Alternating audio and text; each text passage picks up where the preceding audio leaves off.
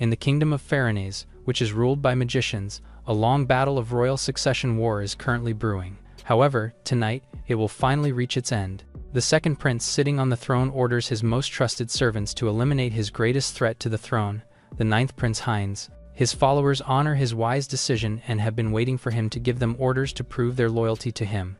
The prince then commands them to raid Heinz's residence at the detached palace and kill all his guards and servants and leave no traces or proof. One of his followers calls for his attention, stating that he feels another presence and it feels dangerous. Just then, the follower suddenly drops dead, and a mysterious man with glowing red eyes appears, asking if the boy sitting on the throne is the second prince. The prince is suddenly alarmed and fears for his safety. His swordsman steps in and unsheaths his blade. He recognizes the assassin based on his glowing red eyes, and states that in their sacred kingdom, the only filthy inferior race that possesses no magic is like him, whom they call a Galda or non-magical. Disgusted by his presence, the swordsman swings his blade toward the Galda. However, even without magic, the Galda, whose name is Van, still manages to defeat the swordsman. He uses the technique Fatal Strike against his enemy and hits the nasal bone at a specific angle, creating injury to the brain. When this happens, being a magic user will not really matter, since after all, they are still humans who can die from major injuries. He now stands against the mage, who casts a spell to eliminate him. However, Van is faster than the mage and manages to give him a kick and break his jaw in the process. As a result, he has dislocated his maxilla suture, making the mage writhe in pain. He then mocks the mage for taking his time to chant. He then leaps and gives the mage another attack, effectively defeating him. The prince is shocked that he managed to beat his swordsman and magician even without magic. Van points out that non-magic users like him can definitely win against magic users. Enraged, the prince asks if he is an assassin hired by Heinz. He admits that he is an assassin, but he is not hired and is simply doing it as a favor for a friend. The prince refuses to believe that he is a friend to royalty and mocks his origin and kin. Since he is a non-magical user, he is nothing but scum and livestock, and can never be a friend to royalty. As he moves away from Van, he asks how much he was paid and offers to double or triple it for his loyalty. However, Van chooses to end his life for mocking the non-magical users. Soon the second prince's death is announced as death by illness. The funeral is conducted solemnly, and the long palace intrigue ends. Elsewhere, Van visits his good friend, the ninth prince, Heinz. The prince thanks him for eliminating his brother for him, since because of it he will definitely become the next king. Van congratulates his friend, asking how it feels to finally achieve his long-held dream. Heinz corrects him, reiterating that this is their dream, and swears that when he ascends the throne, he will definitely remove the discriminatory policies against the Galda non-magical race. He will see to it that nobody will ever call them livestock anymore. They then fist bump to this, affirming their promise. The prince then invites him to his coronation night, but Van replies that it will be best not to because it will affect his image as the new king. Heinz reiterates that he will not let such a thing happen, emphasizing that he needs his friend to be there. However, Van ultimately turns down his offer, afraid that it will cause trouble for him as the new king. He will patiently wait until people change their minds about them, knowing that it will not be an easy feat. The prince thanks him for his consideration and understanding. With this, he suggests to his friend that he go home and take a rest for the meanwhile. After all, the long battle is over, and he can now spend time with his family. Van smiles at the idea and thanks his friend for letting him have his vacation. Later, Van is taking a rest at his dwelling and cleaning his body. He then goes to his old study and sees the books piling up on one side of the room and the stand-ins he used for training, all covered in dust. Then it dawns on him that the battle is finally over. Looking back, this battle started when they were young. They both dreamed of a whole different world. Because of this, he became an assassin that no one would ever detect because of his lack of magic. Heinz reminded him that their road to change would not be easy. They would be up against powerful swordsmen, mages, and magical warriors. The prince also pointed out that him being a Galda posed more disadvantage and doubted if he could really win against masters who perfected magic. Confident with what he could do, Van stated that he would learn magic too, which the prince found impossible.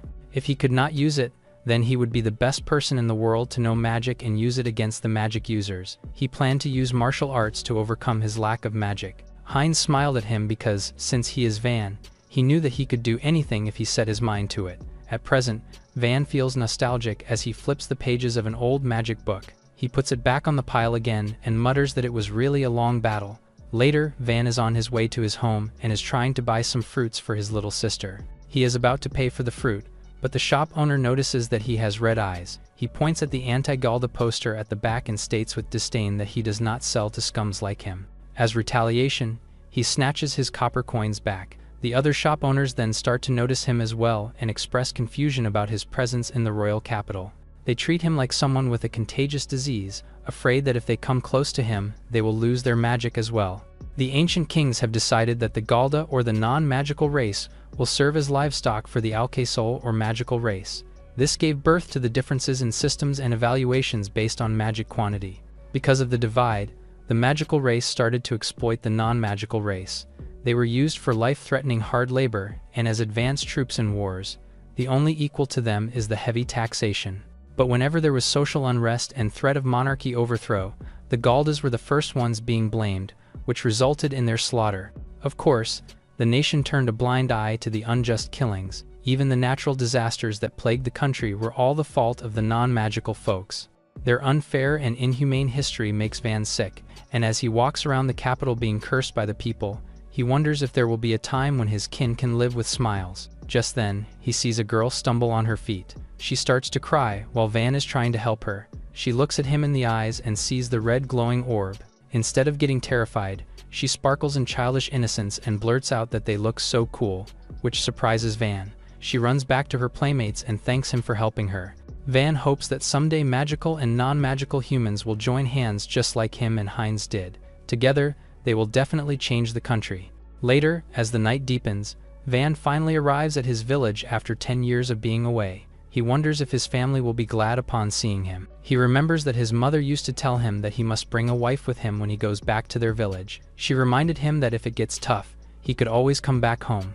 Lena, his sister, promised that if he did, she would cook the mushroom soup he liked so much. They all hugged him and gave him a trinket that would remind him how much they loved and cared for him. However, to his utter horror, his village is being engulfed in huge fire. Van immediately leaps into action and checks if anyone is injured. He then sees a man on the ground and checks if he is still breathing. But then from a distance, he spots more people hurt. As he slowly sinks in despair, he wonders if this is all because of a bandit attack and that this is far from what they usually do. Extremely worried, he runs to his home to check on his mother and Lena. As he frantically runs, he desperately wishes for them to be safe and alive. After all, the reason he has kept fighting all these years for equality and fairness for the Galda is because he wants them to have a normal life. However, he is too late. He sees his mother tortured, dead, and dangling from a tree. While his heart is breaking, he hears his sister's faint voice calling for him. He sees her tortured as well, her body full of injuries. As she is dying, she tells her brother to escape because there are people looking for him. He contemplates if they could be remnants of the second prince's faction. Seeing her struggling, he tells her not to talk anymore and promises to bring her to safety. But he knows that his sister is in critical condition because of her severe blood loss. While fighting for her life, she reveals to him in a low voice that she has gotten really good at cooking and that she is really excited to make him try her cooking. She weakly smiles at him as her life slowly drains away from her. She touches his face for the last time and reminds him to never blame himself for what happened. Lena's hand goes limp and drops, a heartbreaking sign that her life has slipped away. Van starts to sob, but a blade is then thrust into his heart by one of the royal guards. The guards celebrate as they declare that they have vanquished the leader of the rebels. The guard is about to stab him once again and asks why he is not dodging. He heartbreakingly answers that there is no one left that he wants to protect, so he does not have any reason to live anymore. The guard sneers and finds it easy to defeat him. Before he accepts his inevitable death, he asks why they had to die and who ordered their death. Without skipping a beat, the guard answers that the newly crowned king ordered the killings because he deems that all non-magical users are useless for their country. Knowing his friend and the promise they had, Van refuses to believe him. As if on cue, Heinz arrives and greets his friend. The guards all bow down at his presence while Van is incredulous and feels so betrayed seeing his good friend be the figure behind the death of his family. Heinz reveals that he became a threat to him. He has turned into a deadly weapon that can kill magicians with physical strength alone and without being detected by magic. If he wanted to, he could shake the peace of the whole kingdom, and so even before he could betray Heinz, the king decided to eliminate him now. Van slowly lays down his sister and states that his friend has been deceiving him all along. Heinz answers that he will still keep his promise of removing the discrimination against the Galda race. However, he will eliminate all of them as well. The guard then attempts to strike Van again, But this time, the man dodges the attack and holds the blade with his bare hand. Seeing him brace for the fight even though he is severely injured, Heinz declares that he is really a monster. The guards take position to protect their king while Van leaps and uses the Galda shadow style technique to crash Heinz. The king retaliates by using his magic, the arrow of light. Their clash creates a massive crater in the whole village. The king scoffs at his old friend, stating that even in his severe state, Van is still fighting to protect the body of his dead sister. This is the Van he knows. Even in death, he will stand proud and will refuse to kneel in front of the magical race. He finds him foolish and bids him goodbye as he leaves Van with a huge hollow in his body. Later, as Van's body lies in the open, a seemingly magical creature approaches him and gives him another chance at life to do better and have his revenge. After some time, Van opens his eyes and looks at his own hands and feet. Disoriented, he wonders if he is still alive and is trying to make sense of his surroundings. Somehow, the place looks familiar to him. Just then, he hears Lena's voice calling out to him. He panics and is utterly shocked that she is still alive. Confused, she asks if he is still half asleep and urges him to wash his face so he can join them in breakfast and celebrate his birthday. His mother suddenly enters the room and greets him a happy 15th birthday, and this is when he realizes that he is back in the past, 10 years ago. It is a nice sunny day, and the family is having their celebration outside. Van is still in disbelief with what is happening and wonders if he is having a long dream. A strong wind blows, causing a flower to lose its petals. He catches one of them, his reflex quick, and Lena finds this amazing. He then realizes that the martial arts that he studied long and hard have stayed with him. Aside from that, the memory of his village burning, Lena's final words, the betrayal of his friend, and the sword that was driven into him are all still clear, and scream that they are all real. Seeing him acting strange, Lena checks if her brother is okay. Van assures her that he is okay and there is nothing to worry about. Just then, their mother calls them to eat together and celebrate. Elsewhere, a woman is riding her horse alongside the guards. One of them apologizes to her for not being able to find any A-rank or higher magicians elsewhere. She criticizes the knights for lacking in response, pointing out that there were civilians harmed. She then sees the Galda village ahead. Unfamiliar with it, the guard explains that the people in the village are not exactly the country's citizens but livestock. The woman finds this disturbing but does not say any word and just continues to ride. Meanwhile, back in the village, Van savors his favorite soup and states that it is nostalgic. His mother hears this and finds it odd since she just cooked for him the other day. He nervously laughs and admits that it is his favorite so he craves it all the time. Lena sweetly tells her brother that she helped with the cooking. He blurts out that no wonder the ingredients are uneven. Pissed, Lena turns to their mother to complain about Van. He then lovingly looks at the two most important people in his life and realizes that he has been given a chance to start over from 10 years ago. However, he does not know what to do or where to start. Seeing the worry etched on his face, his mother asks if he is still worrying about the path he will take. He then remembers that at 15 years old, Galda men should decide their path. He has 3 choices at this stage of his life. 1. Do low-wage labor in the Galda town. 2. Leave town and throw himself into life-threatening hard labor under contempt. And lastly, become a mercenary. While Galda have no magic power, many of them possess strong physical bodies. Also, due to their nature of not being detected by magic, they can serve effectively as scouts or spies. When the kingdom is under war, the Galda mercenaries are the first to be deployed to the front lines. They are treated as someone they can easily discard and as effective pawns for the army. But if ever they survive the war and the missions, they are guaranteed a high compensation. Van is hugged by his mother who now has tears in her eyes. She cries for the safety of her son who has stated his decision to be a mercenary. She will not say that the path he has chosen is bad. After all, the reason that they can eat now is because of the fortune that her husband earned on the battlefield. But since they are talking about her only son, she cannot help but worry. Many of the Galda men decide to be mercenaries to earn fortune even though they know that it is a dangerous life. He had chosen this kind of life too in his previous one and met Heinz. At present, as they happily continue the celebration, the bell of the village echoes, signaling distress. Van realizes something and immediately runs to the town, warning his mother and sister about going there for a while. He ignores their questions and dashes to the town. Meanwhile, in the town, people from the Purification sect, which is a fundamentalist group within the kingdom's mainstream religion, are persecuting Galda people. The group is regarded as extremely radical and branded as heretic even by the church. They see the Galda people as sinners and impurity born from darkness.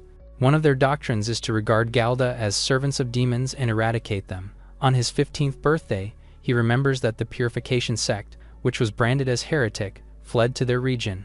Autonomous region in name only, they have low security, and the sect easily managed to conquer the town and commit every atrocity in the name of purification. At that time, he could only hide with his family. But now is different because he has the martial arts skill that remained within him. He sneaks from behind as the sect continues their purification on the town. They douse people in flames that they claim have the power to cleanse sin. Meanwhile, as he sneaks from behind, Van surprises a sect member and swiftly strikes. He is undetectable, and this is one of the basic skills that a Galdem mercenary uses against magicians. Once you have the enemy locked in your arms, the assassin should injure the brain and spine.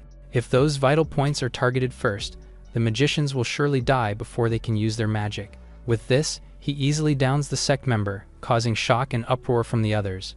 Another member tries to attack Van for what he did. The man raises his sword and tries to stab him, but Van beats him to it and shoves the blade into his chest instead. The man goes limp after the attack. Only weapons infused with magic can pierce magical defenses, and since he does not have this kind of weapon, he plans on using theirs instead. Another sect member attempts to use magic against him, but Van is much faster. He uses his agility to strike the man first, causing him to drop his staff. While the man is still vulnerable, he attacks again, ultimately defeating his opponent. He then directs his attention to the 3 remaining members and plans to finish them once and for all. Suddenly, a voice echoes ordering him to stop. He then looks at another sect member and sees him dragging a woman with him while holding a weapon. He tells Van to kneel or else he will slay the woman. Van is conflicted and realizes that there are more sect members than he anticipated. He tries to stall and delay the situation, but the sect member threatens to kill the woman again. He finally gives in and raises both his hands, showing that he is surrendering. Now in the clear, the man calls the other remaining members to beat the boy up.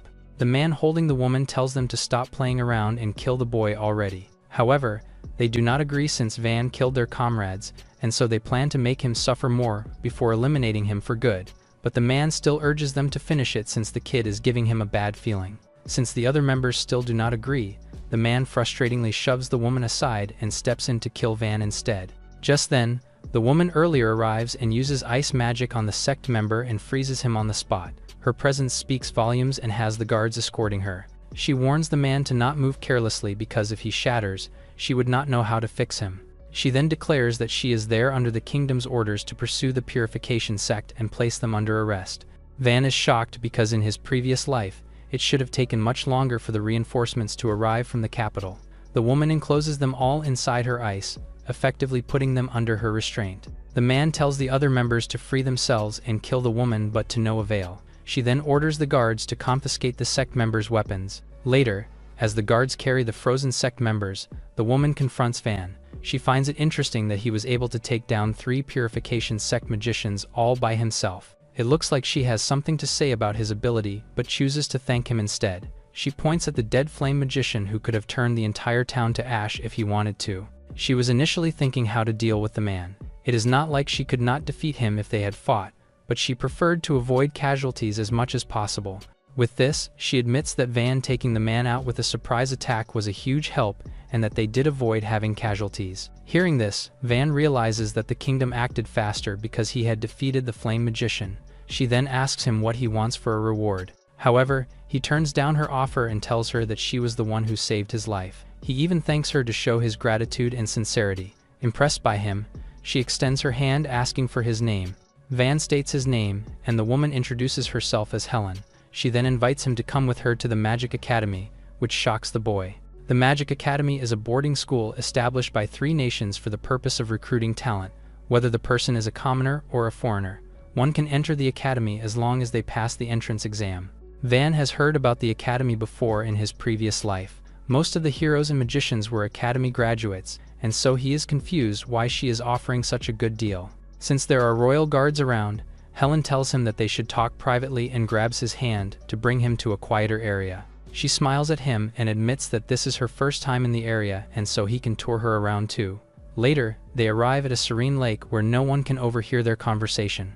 She looks around and asks if no one will know if someone has died in the area. In a surprising move, she casts her bow and arrow made of ice magic and points it at the boy. He then swiftly goes around her back. She is surprised by his agile move, especially when she discovers that he did not use magic and only his pure physical technique. He managed to break her line of sight and step into her blind spot. He grabs her hand but eventually lets her go, realizing that she is just testing him since he did not sense any killing intent. She laughs at his statement, impressed that he seems to have many experiences when he is still so young. She admits that she likes testing things, and now that she has confirmed that he has the power to fight magicians with physical technique alone, she has this sudden thought that he might be able to change the Galda's current situation if he comes to the academy. He pauses for a while and realizes that she is talking about the knighthood. She confirms this and states that she is confident that he can be eligible for academy knighthood. A knight's honor is a system that rewards students who achieve exceptional results while attending the academy. Recipients of knighthood, regardless of their original social status, gain the right to establish a new noble house in the kingdom. The territory granted during knighthood is usually land connected to the recipient, which means Van could even be granted Galda Town if he earns the title. This was never an option for him before. Unlike his former self, he has not yet passed the age required to take the entrance exam. However, he has 3 questions. First, the exam requires a recommendation from a kingdom noble. Before he even finishes speaking, Helen immediately volunteers to write one for him. Second, he asks whether he can still receive knighthood even though he has no magic, since such a case has never happened before. While this is true, those who earned knighthood in the past all shared something in common. They transcended tradition and reached a new principle of magic, from the discovery of magical medicine to breakthroughs in magic circle research. Using magic is not the only path. After all, subduing magicians without relying on magic power is also considered a great achievement, and his unique ability certainly fits that idea. If he can make everyone acknowledge his talent, he could become the first person from Galda to earn knighthood. Lastly, Van asks the girl what her goal is in all of this. Why bother helping him? He knows she is not doing this simply because she wants him to succeed. She smiles at him and asks if she is not trustworthy enough in his eyes. He admits that she looks like someone who wants to be in control of things. He wants to know her true intentions and why she is pushing him to become the Lord of Galda. She pauses for a while but then refuses to tell him her true reason for helping him. Silence stretches between them. Just then, Lena arrives and asks what he is doing by the lake. Van is shocked by the presence of his sister, who happened to hear that he fought the sect in the town earlier. Seeing her worried face, he assures her that everything is alright. As tears are about to fall from her eyes, she hugs her brother tight and buries her face in his chest. She states that she and their mother are all worried about him. Helen tells him that he does not have to trust her for now, but if he accepts knighthood, he will have the advantage to protect his mother and sister, aside from the honor he can give their village. After his talk with Helen, his mother confronts him about fighting the purifiers. She looks shocked and afraid for his safety at the same time. However, when she hears that people were thanking him for saving the town, she feels nothing but proud, thinking that he is really his father's child. She praises him for doing good and helping people. They then talk about the academy too, where the 2 women are shocked to hear that he wants to study at a school in the capital. He explains that even someone like him from Galda can enroll, and tells them about the reward he can get once he gets the recommendation from a noble like Helen. He then tells them his decision to enter the academy. They are so shocked when they learn about his decision, knowing that the school is only for those with magic. He clarifies that he will still be recognized inside the school and wants their race not to feel inferior to magic users anymore. He thinks for days about the right answer to his dilemma.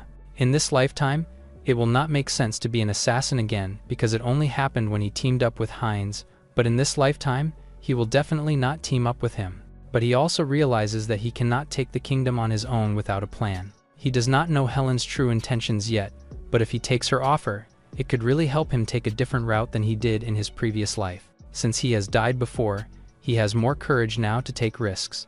If there is even a sliver of hope, he will take it. With a determined face, he tells his family that he will definitely erase the discrimination against their race. For a moment, his mother sees a glimpse of his father in him. Seeing that they both have the same determination, she knows that she cannot stop him.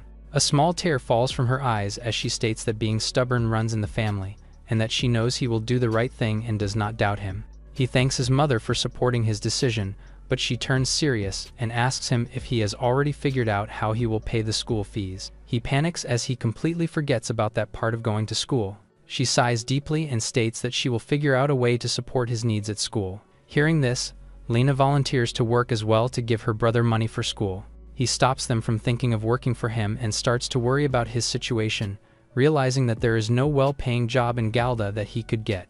However, soon, the problem with money is solved when Helen gives him the reward money that he got from defeating the Purification sect, so now money is not a problem for him to enroll in the Magic Academy. Weeks pass, and Van is now ready to live his new life in the city. His mother reminds him that he will meet people who will mock him for being a Galda, but he has to endure without feeling inferior. She wants him to live with dignity since he is her pride and joy. Van promises to do his best. Lena interjects and tells her brother that when he comes back, she will make sure to cook him his favorite mushroom soup. He ruffles his sister's hair, saying that he will be back soon. He waves goodbye to his family, thinking that this time, he will definitely keep his promise. Later, he finally arrives at the prestigious Magic Academy. Many young candidates are coming to the academy, like Van.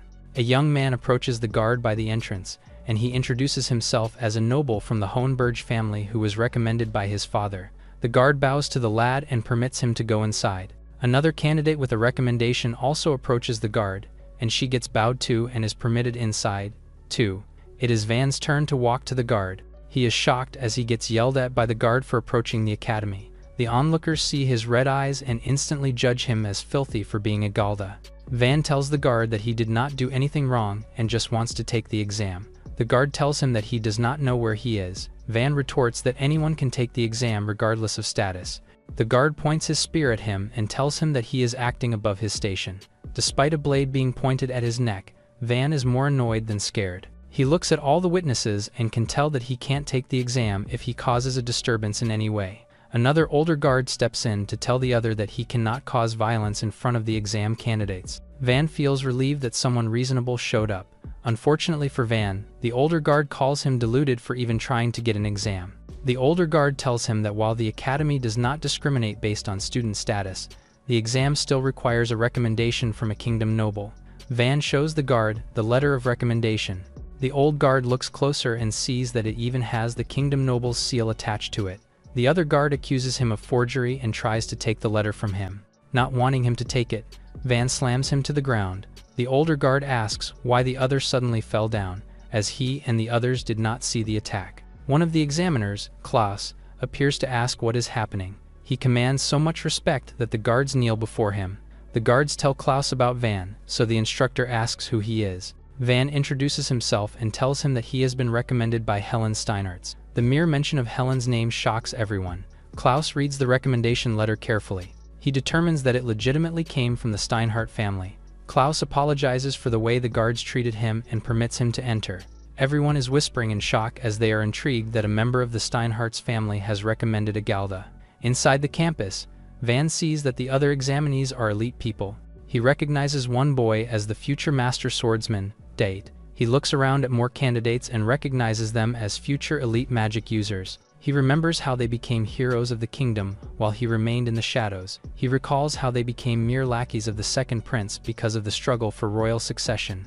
The night he killed them is still clear in Van's head. He now sees that he needs to compete with the people in the spotlight in his next life. He is confident that if he can go toe-to-toe with the stars, then he might be able to change the kingdom. One of the candidates, named Falk, approaches Van and tells him that he has no right to stand so calmly in the academy. Van replies that standing around is not a crime. Simply saying this insults Falk, who goes on to say that a Galda like him has no right to be in the academy. Van thinks about how it would be very easy just to bow his head to escape trouble. He, however, remembers how his mother told him not to feel inferior around people. He also remembers his previous life when Heinz told him to never bow his head if he wants the day of equality to come. Falk feels insulted that Van doesn't seem to be listening to him and picks him up in the air like a child. Van warns him that it was he who struck him first.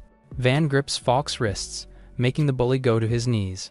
Van explains that he is using his opponent's own force against him to manipulate his movement, and that it is the same technique he used on the guard earlier. Onlookers see how Falk goes to his knees. To add to the humiliation, Van smiles and offers to help him up. Falk slaps his helping hand away and then activates a magic circle to get ready to attack Van. A commanding voice is suddenly heard to tell Falk to stop.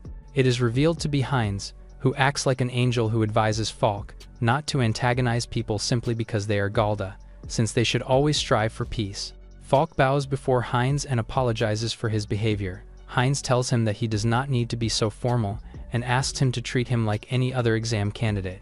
Van is shocked that he is looking at Heinz in his younger state. The candidates recognize Heinz as the 9th prince, and they are impressed by his humility to take the exam like everybody else, as well as how he shows tolerance towards Agalda. Van now recalls that Heinz told him once that he used to attend the academy. Heinz sees Van and offers a hand in friendship as fellow exam candidates. Van thinks about how welcoming his smile is. He can no longer look at it the same since he now knows the true dark figure behind it. Van would like to kill him right now, but he tries to control his rage and focus his sights on why he came to the academy in the first place. He turns his back away from Heinz and tells the prince that he did not come to the academy to be friends with him. The dumbfounded Heinz lowers his hand. The onlookers think Van is acting rudely and are not surprised based on their perception of how Galdas are. Falk is one of the onlookers, grinding his teeth at Van. Klaus appears to tell the candidates that registration is now closed. He says he will guide them to the exam venue known as the Shadow Forest. They go to the boundary before the Shadow Forest. The other examiner, named Bren, informs them that the forest will serve as the venue for the entrance exam. He goes on to say that the environment will test the power of each candidate. He explains that the Shadow Forest harbors great magical energy and that their task is to pick and bring back the magic-infused flower called the Tears of Heaven. He warns them that there are many beasts wielding for magical power, too. Bren warns them that interference between candidates is not allowed, but that they can cooperate and form groups with the caveat that each group member can bring back one Tear of Heaven each. He tells them that the time limit is until sunset. Klaus informs them of the Guardian badge they need to wear before entering the forest, and that they can crush it if ever they are in danger, so that an examiner will immediately come to their rescue. Klaus warns that requesting rescue also means immediate disqualification. The examiners announce the beginning of the exam. Multiple candidates go to each other to find their group mates. Van finds that he is the only one alone, as no one wants to team up with him. However, he does not care, as he thinks it is easier to work alone. Van approaches Bren and asks for his Guardian badge. The examiner looks at him with disdain, but still hands it over to him. As Van enters the forest, Falk watches him. Inside the forest, Van faces a green bear beast demon immediately. He recognizes beast demons as animals with strong magical power that can be more troublesome than humans in many cases. The bear charges straight at him. Van hits it with a punch straight to the chest. He calls his attack the Crushing Strike and explains that it uses force waves generated by the strike to penetrate surface defenses and cause internal damage. The bear foams at the mouth and then falls to the ground. Van looks behind him, knowing people are following him. The two who followed him instantly hid themselves behind a large tree. It annoys Van that they are barely concealing their presence. Behind the tree is Falk, who thinks Van used poison to take down the bear and judges him for using a dirty Galda trick. His partner, Alex, asks him if he is really going to attack him when the rules state they can't interfere with other candidates. Falk says he is confident that they won't be in trouble for it because he is sure that the examiners have no intention of letting a Galda pass the test, especially one who was rude to the prince. He smiles at the thought of killing Van without consequences. Meanwhile, the examiner Bren is in a huge dungeon, being guided by a guard through its corridors. They stop at an iron prison door, and Bren asks that the guard hand him the key to it. Bren assures the guard that they do not need to fear the beast inside the prison since they control it using magic. Bren reveals that the beast will only target Van. He says that it would be damaging to the Academy's honor if a Galda like him passes. He shares his plan to make it look like Van died during the exam from a natural accident. The guard asks what will happen if other candidates get hurt too. Bren assures him that there would be no other candidate who would team up with Van because he is a Galda, so no one else will get hurt. Bren opens the door with the key. As the gate opens, he orders the beast within to eliminate the filthy Galda for the Academy's pride. Within the shadows are the glowing eyes of the beast.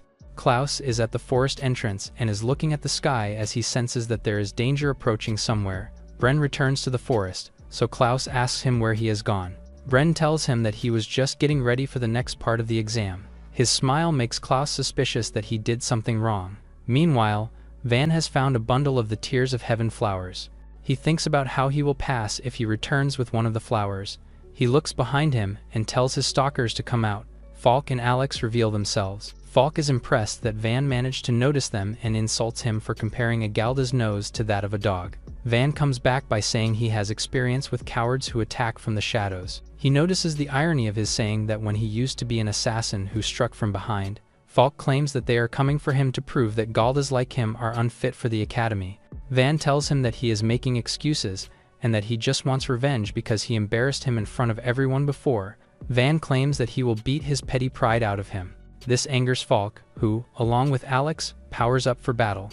Van can tell that Falk is a spellcaster mage, while Alex is a sorcery swordsman. He reviews that the 3 types of magic combat are projecting spells as a spellcaster mage, channeling magical power into weapons as a sorcery swordsman, and containing magic within the body to enhance their physical abilities as a magic martial artist. Van looks closely at Falk's face and can tell from how nervous he is that he has no killing experience yet. He commends the bully for at least having the guts to try killing. Van thinks about how he cannot kill them since a noble child dying means their house will mobilize everything to find the culprit and exact revenge on their family. Aside from that, Van decides he will live a life in the light this time around. He decides that he will not kill them, and instead will make them admit defeat by breaking their spirits. The more Falk looks at Van's red eyes, the more he hates him. He summons a strong slash of wind towards Van's direction. Van evades, but it slightly cuts his left arm. Falk commends him for dodging but warns him that he will have a hard time since someone without magic like him cannot see the attack coming. He offers mercy if Van kneels and begs for forgiveness. Van replies that it was just a gentle breeze for him. This angers Falk even more, who summons his next wind attack. Van dodges it easily. Falk is confused about how he can see his attack, but in reality, it's his killing intent that was leaking all over the place. A punch is planted into his gut, and it's strong enough to knock the wind out of him in an instant. Seeing this, Ralph also gets ready to fight and coats his blade in light. He leapt in to strike, but even from that distance, it's obviously just simple enchantment magic. If the sword isn't touched, then it's just an ordinary weapon. It isn't as easy as it sounds, and the top speed of a sword reaches thrice that of a punch. However, Van's lightning-fast footwork was more than enough for him to take control of his opponent's wrist instead of his blade. In the blink of an eye, he circled to Ralph's back, his arm still in his hand, and did a quick chop to his joint. Both boys were on the ground, beaten before they could even do anything. The former assassin asks if they want to continue, but warns that he won't hold back anymore if they do. His deadly gaze makes it obvious that he's being serious, so Falk urgently apologizes and asks for mercy. However, his cries are interrupted as Van sharply turns to the other direction. The two were confused, but he sensed danger and was sure that something was wrong. Realizing what it was, he urgently tells the weaker boys to get away from there right now. A massive presence approached them, leaving a trail of fallen trees behind it. It was too late. They could only stare in shock and fly away as it charged with its enormous horns. Even Van was caught off guard by the unexpected enemy, but the Hell's Boar, a demon beast, was getting ready to strike again. There was no reason for such a high-ranking beast to be in that forest. It started pawing the ground, signifying that the next charge was already coming soon. The beast is also called the Cursed Fang, and its charge is said to be as strong as siege magic. Understanding the situation in an instant, Van tells the two to get out of there right now, if they can still move. Ralph was in a daze, but Falk says it's no use anymore. The charge from earlier wrecked his ankle, and the swelling indicates a major fracture. Standing was all he could manage. Carrying him would make them too slow, and against the Hell's Boar, that spells death. What's more, the enemy has a habit of relentlessly pursuing, once it's marked its prey. There's still the badge that can call for help, but how long would it take rescue to get there? Falk tells his friend to leave him and run away on his own. Acting all valiant, he says he should be able to handle something like this alone. It looks like Ralph was about to, but he surprisingly pats his comrade with a smile, saying it would be a disgrace to abandon him.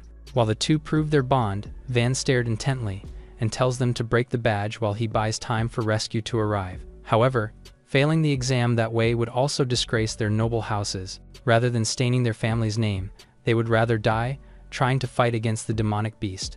The display looks heroic, but it was nothing more than a headache to Van. He calls them out for being driven by nothing but cheap pride. If they're going to fight, they might as well fight to win with the pride of kingdom nobles. The Galda's arrogance irks them. Unfortunately, there was no time to fight as the beast was charging in again. Bren delightfully looks up and says it's about time. Overhearing, Klaus asks what he's talking about. He says he's just thinking out loud, and asks if anyone has called for help with the badge. Told that no examinee has used it so far, he smirks in sly satisfaction, believing the boy didn't even have time to use it. The exam candidate's belongings were collected before it started, and Klaus retrieved a particular bag among that pile. Unbeknownst to the others, he had the Hell's Boar memorize the scent and turned it into a target. Considering its strength, the job must already be done, and all that's left is to wait for news. The evil proctor chuckled on his own. Back in the forest, the boar snarled and pawed the ground once more. As expected, it charged at its enemies with all its power. Van intends to stop it to create an opening, while the others hit it with their strongest attacks. Falk complains about the Galda giving them orders, but there's no time to argue as the beast was going to kill them all. The young man reacted and moved in to meet it before building enough momentum. Flexing his hand, he uses a crushing blow strike and plants it at the monster's head. The force sends shockwaves throughout the area, making the examinees drop their mouths in awe. It's a technique that targets the point, where an enemy's motion of attack originates. When anything with 4 legs strikes, the first thing that moves is its head, just like the boar. Despite hitting that point, the boar just roared, completely negating the damage. Van's current strength is too low, due to the loss of muscle mass and body weight from regressing. He signals at his peers who were waiting behind. Falk, despite his pride, obeys and unleashes his rending wind at the enemy's massive body. Meanwhile, Ralph also struck, leaping high up to swing his enhanced blade at it. Like the others, his weapon just bounces off the thick fur that's left everyone's attacks useless. Instead of being damaged, the boar seems to have been angered even more. Van orders everyone to get down, and they barely escape with their lives as the enemy plowed through the forest and sent them flying. It hurts for sure, but at least they were still alive. Falk deflected it slightly with his wind, but there surely won't be a next time. Ralph wonders if this is the end for them, as his sword couldn't even get through it all. However, Van refused to give up and just says that they're going to do it one more time. They couldn't believe his confidence, but he just assures them that they're going to finish it off for good. Falk protests the idea and reiterates that none of their attacks even remotely worked. He's then told to mix rocks into his wind to increase its killing power. On the other hand, the others advise to thrust a single point in his blade through the beast's ribs. They question what he was doing. Van should understand that they can't win, and that he can escape by using the injured ones as bait. Considering how they tried to kill him just now, he should have no reason to hold back. Fortunately for them, he isn't interested in petty revenge. His goal is for his family and the entire Galda population to be recognized as part of the kingdom.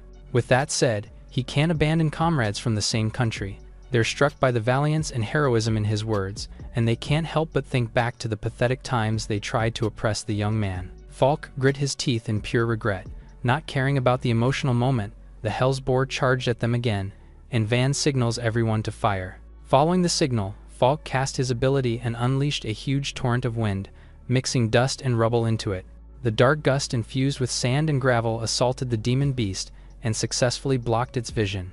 Now, Van was free to leap towards the target safely. He aims for the thick fur on its back and gets a good grip. The shoulder blades of quadrupeds differ from humans as they aren't directly connected to the spine. This creates a flexible range of motion in the forelegs, but weakens their stability against unexpected force. Using harmony technique rotation throw, he flips the beast around and slams it to the ground.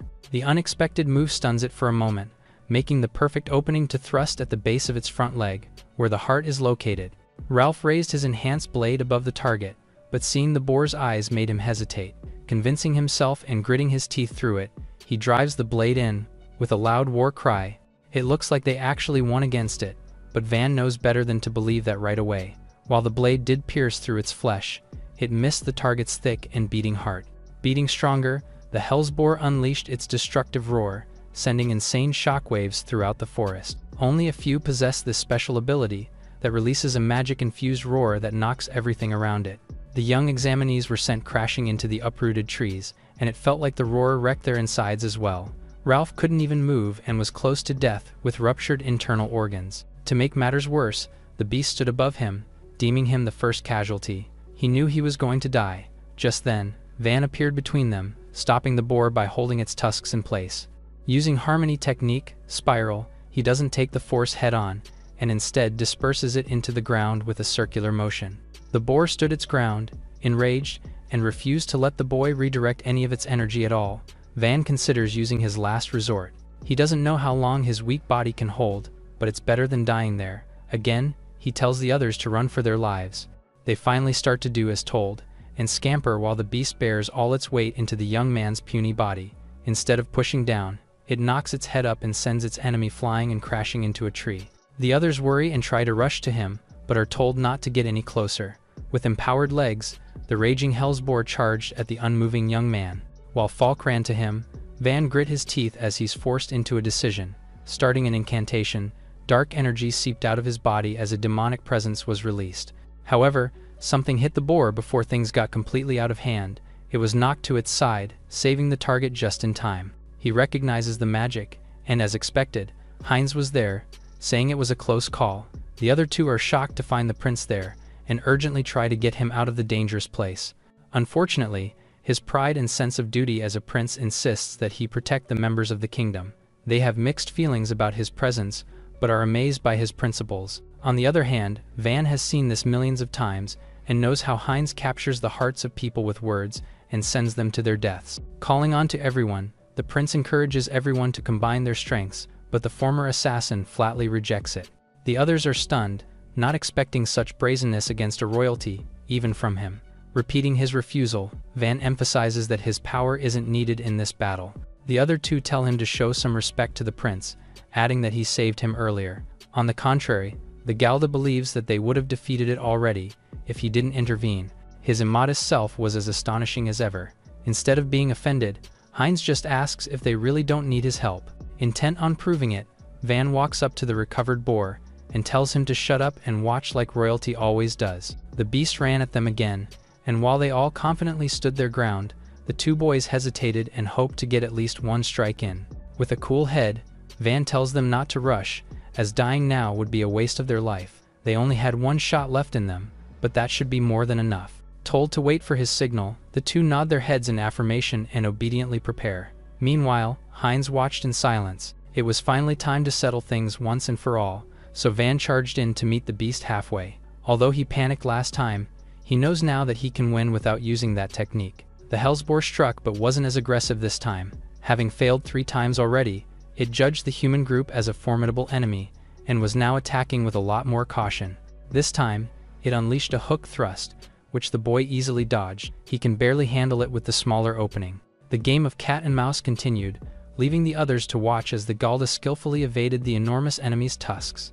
It's difficult to believe how fast he was moving, despite not having any magic power. Now witnessing his movements for the first time, Heinz knew he wasn't just fast. By manipulating his center of gravity, he's eliminated all preparatory movements. As it's a technique only used by high-ranking martial artists, the prince wonders who he is. In addition to his continuous dodging, Van was also counter-attacking here and there, piling damage up no matter how small it seemed. It's a fierce assault comparable to raging flames, but strikes without magic are no different from a gentle caress to the demon beast. It roared in complete frustration, the only effect of the relentless smacking. However, this was exactly what the assassin intended. The goal is to irritate it enough and draw a certain move. Finally, it comes. The Hellsboar opened its mouth wide, intaking air in preparation for its destructive roar, just as they saw a while ago. He then calls to the wind user, who casts his rending wind at the enemy's open mouth. Infused with sand, it tears into the beast's vulnerable respiratory system, forcing it to turn over in pain and suffocation. Since this is still far from enough, Van follows through by closing the gap and using both hands to unleash a crushing blow. It hits the boar right on its thick skull. The shockwaves delivered from left and right converge at a single point inside the skull. They're like 2 ripples merging to form a larger wave. This time, the attack is successful enough to make the boar foam in the mouth and release its magic defenses. It was finally time for the killing blow, so Ralph raised his blade, focusing all the enhancement into the sharp edge. With a loud shout, he swung down and surprisingly cut the beast in half. It was unbelievable, but the 3 children actually managed to beat the demon beast. They then see Van rubbing the ground with his feet and ask what he's doing. Heinz's eyes open wide upon seeing this, but the young man ignores the question and just extends his hand to Ralph, praising him for a job well done. He accepts the help, saying he's okay, and sharing that he thought his organs were damaged. The roar is magic infused to scramble ear canals, but covering one's ears should negate its effects. It's something to remember, although none of them really want to fight the boar again. That said, the beast wasn't the true goal of the exam. Van gasped in horror, realizing that the battle destroyed most of the flowers thereafter. There are only 2 left in good condition. As they were warned, forming large groups would result in complications. It was a terrible ending, especially since they had no time left to look for more. The 2 boys looked at each other with understanding. They take the flowers and naturally hand one over to the Royal Highness. Giving it to someone who just watched looks like he's sucking up, but it's something a vassal must do. To Van's surprise, they hand the other flower to him, a hated Galda. Falk plays it cool, saying he just doesn't want to feel like he owes him anything. Recalling the moment earlier, he says his name isn't just Wind User and properly introduces himself. Ralph does the same and tells him to remember them. It's the first time he's experienced such kindness from peers, but Van reached out with a smile. That said, they'll never meet again anyway, if they fail the examination. Hein's voice comforts them, saying there's no need for that. They see the prince kneeling over the fallen flowers with a gentle touch. Smiling, he infuses them with his magic and brings them back to life. Eyes sparkle upon witnessing the amazing power of light magic. Handed the flowers that seemingly bloomed after basking under sunlight, the boys thanked the benevolent prince. The scene was uncannily familiar to Van. Just like that, the treacherous royal's acts and charisma has fooled another set of followers. Nonetheless, the sunset was nearing, so it was time to return to the base of examinations. Not minding the blatant disrespect, Heinz calls to him and notes how he covered his footprints with dirt earlier. Van wonders what it's about, so he's told that it's an assassin's etiquette, where they hide tracks of their own technique. Based on the martial arts he used and the ingrained habit he acted on, the prince asks if the boy is perhaps an assassin. The question stuns the atmosphere. Heinz has a lot of enemies. The king has strengthened his rule by taking princesses from conquered lands as his queens. However, his mother, who became the fifth, was already a noble and was first queen of the Faranese kingdom. As such, his siblings and their mothers fear the probability of him rising to the throne. An assassination attempt might not be far off, which is also why he came to the exam alone. If the boy before him is their agent, then he must deal with it right now. Van was still silent. He realizes that he let his guard down after winning and ended up giving in to his old habits. Calling himself a former assassin wasn't exactly an option, so he has no choice but to play dumb. The young man chuckles and scratches his head, saying he has no idea about such things. Heinz wasn't one to fall for his tricks so easily, so Van switches it up and tells him to think how he wants to think. A tense stillness filled the air, and the weight of his words soon hit everyone there. Falk puts himself between them and tries to make him understand, but before anyone could do anything, they see the accused right in front of Heinz, holding his shoulder in the blink of an eye. The boy says he's kidding, and asks that he not make such a scary look. While the others try to make sense of it, Van smiles, asks the prince to be understanding of a country bumpkin's lack of manners. The royal observed him silently. He showed an opening on purpose, but aside from closing the distance, he didn't do anything. Deep inside, the former assassin calmed himself as he lose his shot at knighthood if he acted hastily. Heinz doesn't mind his words and disrespect, but has one more question. He dials it back to the habit of hiding his footsteps, and again asks if he isn't an assassin. Van says it's a trick taught by Helen, who said it's essential for him who relies on hand-to-hand combat. It's a lie, of course, but he has no choice. However, the mention of the woman's name and recommendation shocks everyone, especially since she isn't just from any noble family. He thought she seemed high and mighty, but it isn't that simple. The ice flower is in the Academy's top 5, so it wouldn't be odd for her to know assassination techniques. What's more, the house has long served the kingdom, so she has no reason to plot against Heinz. Asked why someone like her would recommend him, Van just vaguely explains that she told him to take the exam. The prince explains that she probably intends to have him serve her house after graduating. In fact, he would have done the same, had he met the young man first. He waves the boy's shallow thanks off. Besides, if there is a plot against him, the more likely chance is for it to be the demon beast that would have killed him if he met it without them. Considering the three his life-savers, the prince bows his head in gratitude. The two nobles are surprised by his humility and urgently accept, but the Galda looked away, saying he didn't fight for his sake. Falk was sick of his disrespect, and scolds the ill-mannered young man. Van shows defiance instead of seeking a reward and praise. To someone showered with reverence most of his life, Heinz takes great interest in such a man.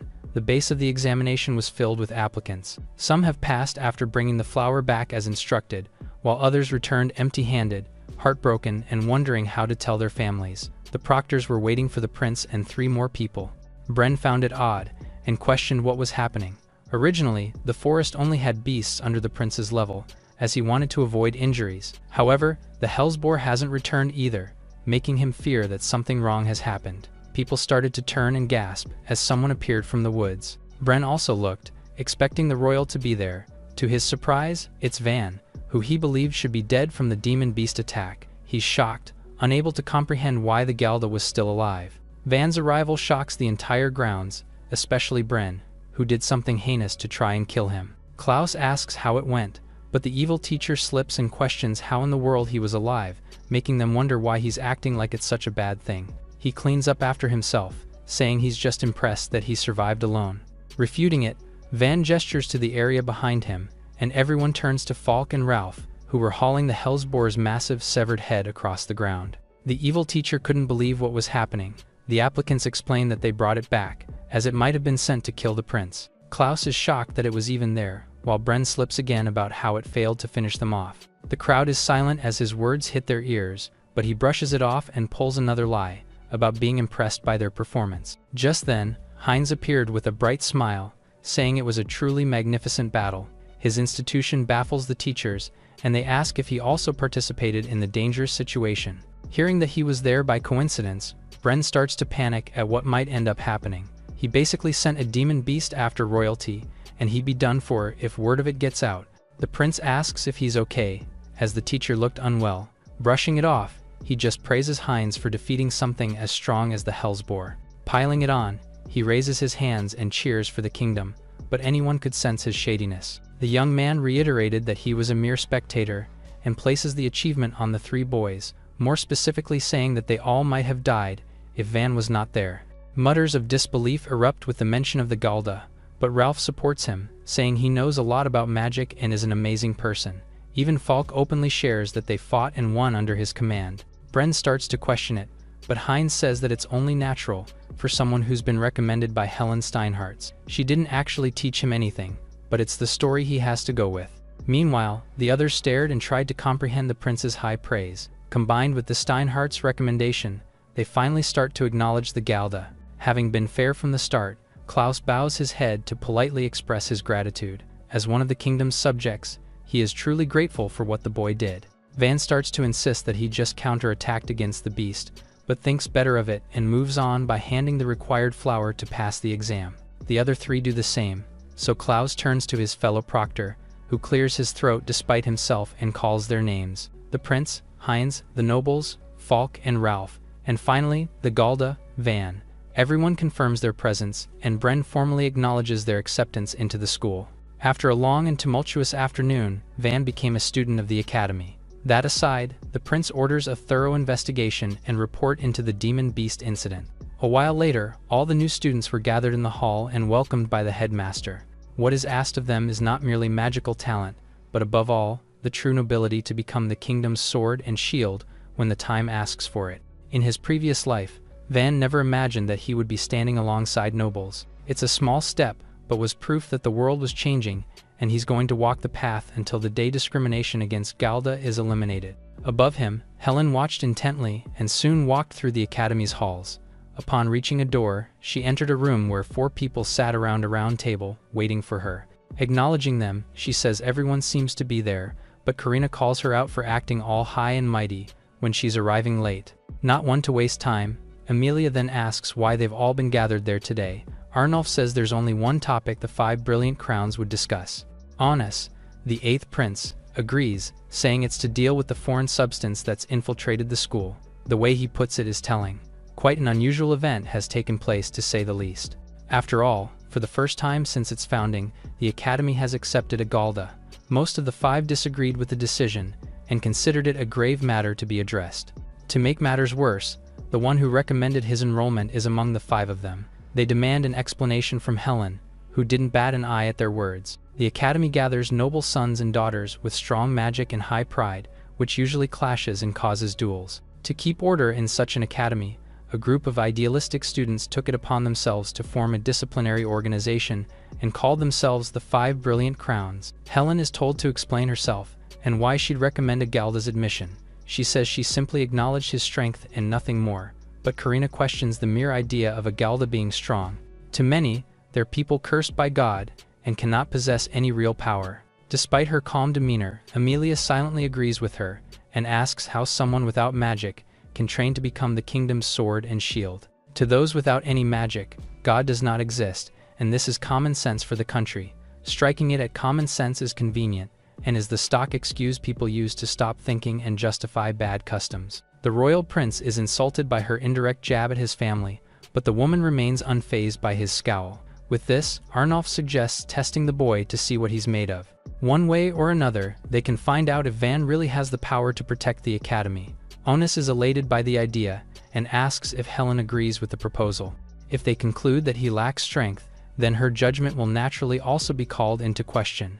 Knowing this, she still has no problems about it. She doesn't even care who they send, and warns them against underestimating her beneficiary. While the prince scoffs at her arrogant words, Karina volunteers to take on the responsibility of testing the boy. He tells her to go all out, and Helen just wonders if Van has somehow caught her interest. Losing her smile, she says she just wants to crush the Ice Flower's favorite, along with her arrogance. Meanwhile, the young man in question was walking through the academy halls. It was as normal as ever, with people attending their classes, worrying about rankings, and making small talk with their classmates. It's been a week since Van enrolled, and he's been living a surprisingly peaceful life since then. That said, he's had a few greetings here and there. Just some time ago, the class sat quietly in front of the lecturer. With a nasty look on his face, he calls the Galda on and asks him to explain four-element theory in magic. He's silent for a while, which is only natural as the question is way beyond their level. The professor mocks him, saying it might be too much for a race that can barely read, but Van surprises them by giving a perfect and concise answer to the ill-intent question. The old man stared in shock, as his substantial explanation proves his extensive knowledge. With a knowing smile, the young man asks if he'd like a more detailed discussion. This shuts the lecturer, who proceeds with his lesson. Since then, the blatant harassment has completely stopped. Ralph ran up to him and gave a playful smack on his back. Noting the serious expression on his face, his friend invites him to have lunch. Van vaguely says that something is probably because of him and Falk. Asked what he means, he just says that they've been a huge help, and walks to the cafeteria. While they note how weird he's been acting lately, a woman suddenly called to the freshman. He turns to her and asks what she wants, but she just scowls at him, saying he walked right past her without doing anything. Explaining that they didn't notice, they politely bow and apologize to the senior, but Van finds the tip of a sword just inches from his neck. Ralph freaks out and demands to know why she'd do such a thing. While commoners are expected to kneel before nobles, Galda must grovel on the floor. He argues that there's no need for him to go so far, in an academy where they're all just students. However, she refuses to give in and tries to make him understand the situation he's in, putting the blade even closer to his neck. Ralph defends his friend, saying she's out of line, even for an upper-class man. She orders him not to be so stubborn, and be obedient for a peaceful academy life. The former assassin wasn't one to be afraid of such petty threats. Basic respect between juniors and seniors is fine, but oppression isn't something he appreciates. Seeing him grip her blade, she instinctively pulls back, wary that he might take it from her. With her weight coming down on the thin blade, Van uses a quick chop to break the other end off, letting it clatter noisily to the floor. By combining bending and twisting, he pushes the metal to its limit, and shatters it with a sharp impact. Pointing a sword not enhanced with magic at him was basically asking for it to be snapped. Such blades are usually meant for training, and can't withstand real combat. She says real swords aren't allowed on campus if one isn't a brilliant crown. While he takes note of the name, the girl turns away, adding that she's done her part already. Another voice confirms that he does have fangs. Karina approached, listing his faults and saying she has to take action, as part of the disciplinary committee. The others are shocked that the sword princess herself was there. On the other hand, Van knew her from a different time, when she held a much fiercer title. She will be known as the woman who reaped thousands of lives on the battlefield. But what was she doing there? In Van's first life as an assassin, there were several rebellions that shook the kingdom. Behind the scenes was a militant faction of purification sects called the Circle of White Annihilation. The most feared among them was Karina, a demon swordsman who mastered all sword techniques and killed numerous heroes. The kingdom eventually destroyed the circle at a great cost, but the chaos that came with it sparked the later struggle for the throne. Van only saw her in the battlefield once, so why was the sworn enemy of the kingdom in the Magic Academy? She adds another charge to his list of offenses. Asked what it is, she says it's just plain rude for him to stare at an upper-class man without saying anything. He bows in apology, explaining that she honestly didn't look like a senior to him. However, his words only serve to insult her. Ralph urgently tells him to stop, and says that she's one of the 5 crowns, but he doesn't even know what that group is. They pertain to the Academy's top 5 students, with real power and top-class family backgrounds. Karina enrolled at the mere age of 13, and was as real a powerhouse as one could get. His introduction is satisfactory enough for her to thank him with a smile. Van is surprised that someone like her was actually from upper nobility, and it must have been kept a secret after she became a rebel. Never in his wildest dreams did he expect to meet her in the academy. Perhaps this was a chance for him to stop the rebellion by killing her before she reaches the peak of her strength. It would stop the succession war before it even starts, and destroy Hein's shot at the throne. He stops his thoughts for now, and Karina adds yet another charge to his list. She sharply accuses him of thinking of someone else. When he's standing in front of her, seeing her reach for her sword, he immediately puts his guard up. The blade is slowly unsheathed, reminding them that she's allowed to carry a real weapon. He recognized her stance. A surprise draw is her signature move, and her victims die so fast that they don't even see her blade. Ralph tells him to just apologize to avoid any further conflict, but Van just instructs his friend to stand back. Taking a fighting stance of his own, he says there's something he must confirm. His decision is mere foolishness to her, but he doesn't care about her opinion. The air was tense and still, and the onlookers couldn't even breathe from the anticipation of what's going to happen next. Karina moves past her target and completes her attack in the blink of an eye. The delayed impact hits Van, and the pain forces him to kneel to the floor, much to Ralph's worry. Meanwhile, the brilliant crown was silent. She surprisingly postpones his punishment for another time and walks away. After all, it'd be a waste to finish off a man like him way too soon. The two boys watched her leave in silence. While walking in the empty hall, the senior asks why they spared the offender. Karina suddenly fell to the floor, saying it isn't that she spared him. She was breathing hard. Instead of making any comments, she shows her chest, which was struck precisely during the exchange. This was a shocking turn of events.